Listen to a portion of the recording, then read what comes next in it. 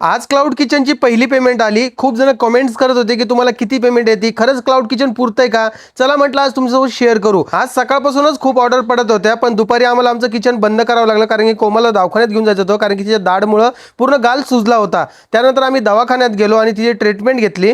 एवढ्या वेळामध्ये cloud kitchen बंद करून ठेवलं होतं. आम्ही 3 वाजता परत आलो आणि क्लाउड किचन चालू केलं. तोपर्यंत आईनं जे आहेत ऑर्डर कंप्लीट केल्या आणि ऑर्डर डिलिव्हर सुद्धा केला. त्यानंतर आईकडे पेमेंट दिली. आई पण खूप खुश झाली की किती पेमेंट आली आणि आईला खूप आनंद झाला की तिने पहिली पेमेंट कमवलेली आहे. चला आता तुम्हाला पहिल्या आठवड्याची पेमेंट सांगतो. 2898 रुपये आपल्या अकाउंटला जमा झालेले, ज्यामध्ये टॅक्स मध्ये काहीच आपली अमाऊंट कटलेली नाहीये. यामध्ये एक ऑर्डर कॅन्सल झाली होती. 794 रुपयाचे ते आयटम होतं जे वापस आलं होतं. त्याची अमाऊंट देखील आपल्या अकाउंटला आलेली आहे, कारण की पॉलिसी तशी आहे, जर काही 2 मिनिटांनंतर ऑर्डर कॅन्सल झाली तरी देखील तुम्हाला पूर्ण त्याचं रिफंड भेटणार आहे रेस्टॉरंटला.